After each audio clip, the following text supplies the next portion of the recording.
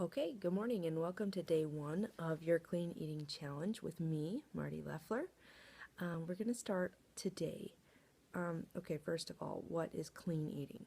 Well, basically, clean eating is just eating most of the foods in your diet in its most natural form, meaning that it didn't have to go through so many steps to make it to your house and to your plate. So And with that comes so much information. It's really, really hard to narrow it down to one topic a day because they're all so super important. I mean, water intake is extremely important. Whole foods are extremely important.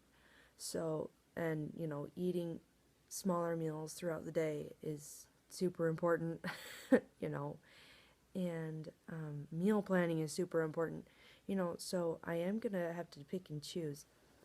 But what I want to say is that when you do your grocery shopping, I want you to try to stick to your outer perimeter of your grocery store because all your boxed foods and stuff is going to be in the center, and those are going to be your highest processed foods. Now, some of them are in the center, like your peanut butter and stuff like that. As long as it's natural peanut butter and it doesn't have, sugars or high fructose corn syrup in it, then that's an awesome peanut butter. But anyway, so because when items come to the grocery store and they need to be fresh, they come right, to the outside of the store. And that's normally where refrigeration units are and stuff like that. So anyway, blah, blah, blah. Also, water is super important too, and I try to really, really encourage people to drink more water, especially starting day one. All right, but I am going to talk about eating 5 to 6 small meals a day. And this usually pans out to eating 3 large-ish meals and 2 to 3 snacks in between those meals. And so many people ask me, well, why? I'm fine eating breakfast, lunch, and dinner. Well, sure, but your body isn't actually going to metabolize it correctly.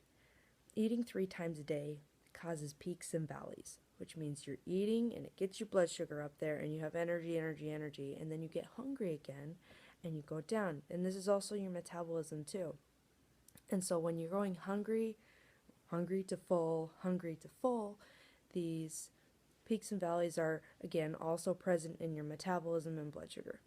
And when you train your body to store energy to get you to the next meal, most of the time this energy gets stored as fat and goes unused. So if you eat a big breakfast, your body's only going to metabolize a certain amount of that, and then the rest is going to get stored.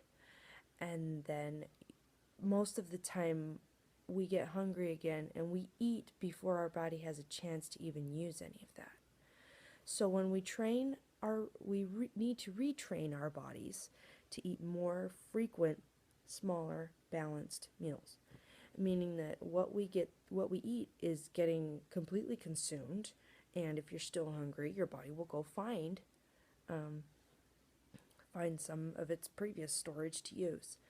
So also, one of my favorite parts about eating more frequently during the day is that I don't have to be hungry and my metabolism stays high all day long.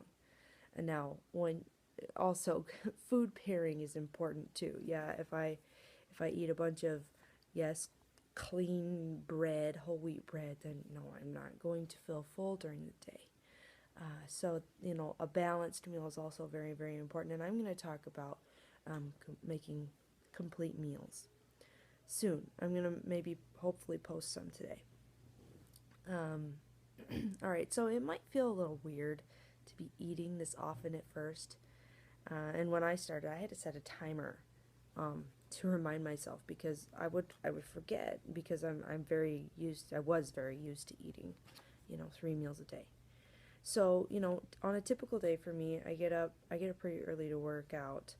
Normally, I get up at like 4:30 and it's nuts. But anyway, I'll have something when I'm doing my clean eating, I will have something small before I work out, and then I'll go work out. So like an apple or um, peanut butter is really good for before you work out. So like a whole, anyway, we'll get into meals later. And then, so I eat a snack size meal before I work out, and then, usually just about 8 o'clock, I'll have breakfast.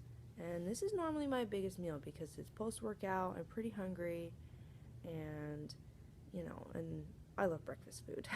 So, all right, and then I eat again a snack around 11 o'clock, and then I have lunch at around 2. And usually, then I'm fine, because I've eaten, and my body's like, okay, I'm full, come on, stop it. And so normally I eat dinner around 5 or 6, and then I get my last meal in right before I go to bed. Or I really try not to eat past 8 o'clock. But that last meal of the day, I try to keep it a 0-calorie food. Examples of 0-calorie foods are oranges and cucumbers and celery. And not, you're going, what? No, those aren't calorie free. No, I said 0 calorie, meaning that they have calories, yes, but it takes more energy to burn that food than the calorie is worth, so you're actually left with no calories. All right, so this also is going to mean that you're going to need to eat smaller portions, because if you eat 5 to 6 giant meals today, you're going to be like, dude, this isn't working, and it won't work. So, all right, and just one extra thing is that it's super important to drink water with every meal today. So, aim for a small 8 to 10 ounce glass of water each time you go to eat, and then that will definitely help your water intake. So, have an awesome day.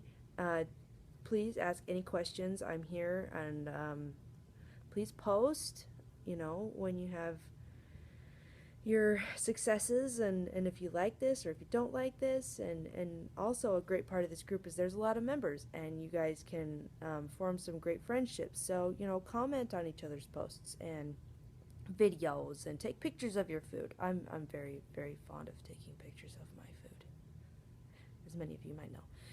And so let's just have fun in this group.